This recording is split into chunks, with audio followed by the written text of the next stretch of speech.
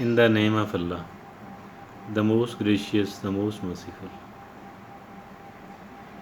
Ruhi Bano was a famous TV artist of 70s, 80s, 90s. She had only one son. She bought an expensive mobile for her son, for her only son.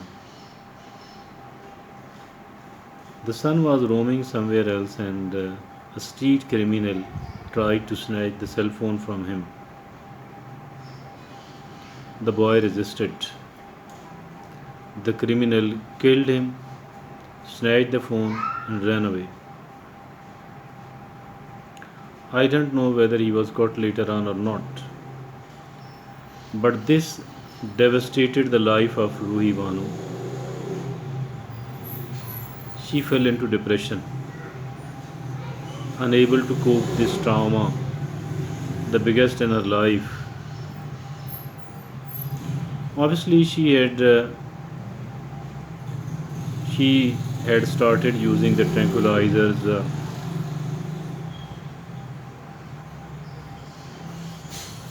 stress managing pills, etc., sedatives.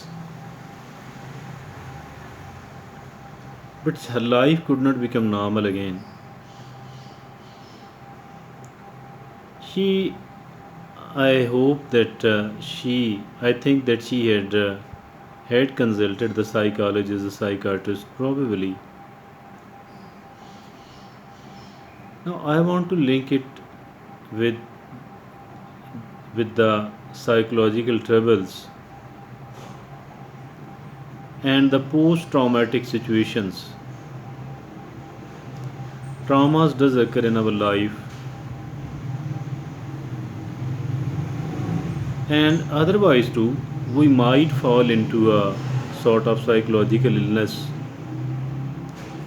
There are several types of psychological illnesses, not just one.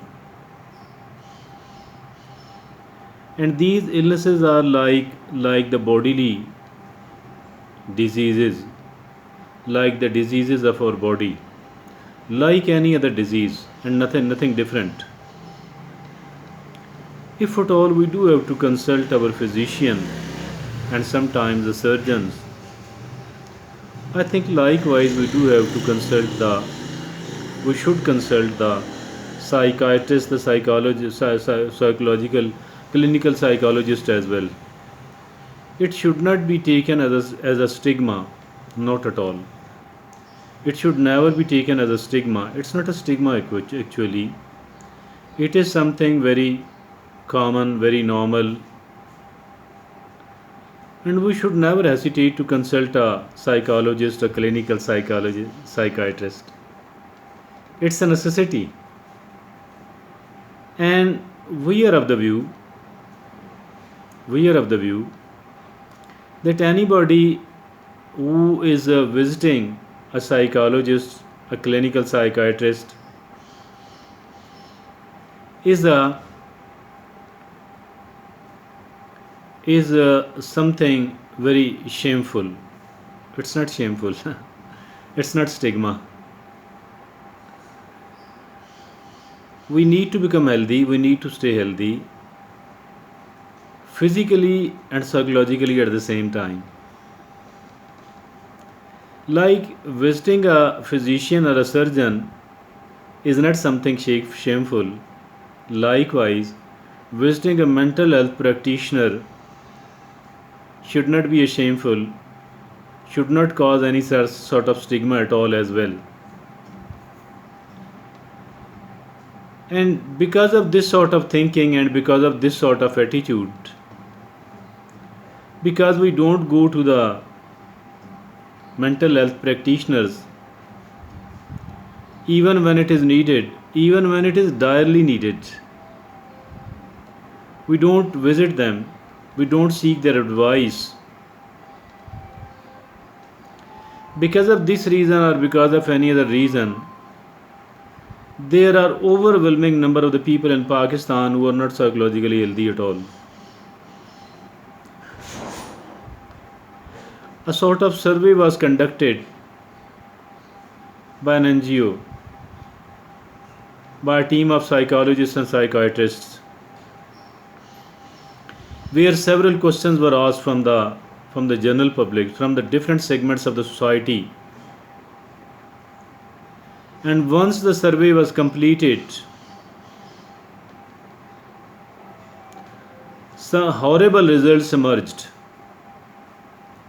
It became very obvious that most of the people in Pakistan, most of the people living in our society, these people are not healthy these people are not psychologically healthy people at all. And being unhealthy, not having the mental health, if our mental health is not good one, I think that we cannot enjoy our life cannot be a good one, and we cannot let others enjoy their life as well. Our life gets disturbed on the one hand, and obviously the life of our family members as well. Even the people who are having different types of interactions with us, we disturb their life as well. We disturb their peace of mind as well. Since the people in Pakistan, since the people in our society, these people are creating the troubles for other people. These people are creating the unnecessary problems for other people. So instead of creating the ease, most of the people here in our society, unfortunately, are creating the troubles and the difficulties for the life of other people as well. And that is only because we are not psychologically healthy at all. That is something, because most of the people in our society, these people are not psychologically healthy at all. So I think as and when it is needed, when in doubt, even when we are in doubt, I think that we should consult a mental health practitioner. Instead of supposing that a sort of magic spell has arrived, that somebody has done something superstitious, no need to become a superstitious. We should not become superstitious at all. No need to become superstitious at all. Rather, think scientifically. Our religion does not prohibit visiting the mental health practitioners at all, and does not allow us, actually, does not permit us, does not motivate us to visit the superstitious, ignorant people. The general inclination is, the general trend is that every time somebody is psychologically unfit, she will be taken to a faith healer. These faith healers, there will be certain exceptions as well. Everyone is not a crook.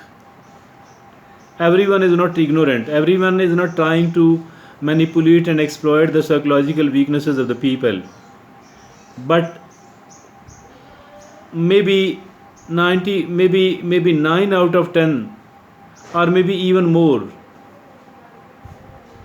these people are aware of the psychological weaknesses of the people and are trying to exploit and manipulate. These must be avoided. Our religion does not prohibits us to visit those who are having the degrees, experience in treating the psychologically unhealthy people in a scientific manner. Science was created by Allah Rabbul Izzat as well, by Allah Subhanahu wa Ta'ala as well. Our psychology was designed by Allah Subhanahu wa Ta'ala as well. These are not created by the Satan Iblis. So learning and doing the research, it is quite permitted in Islam. Not only permitted, rather encouraged. So I think so. We should be taking care of our psychological health. Thank you.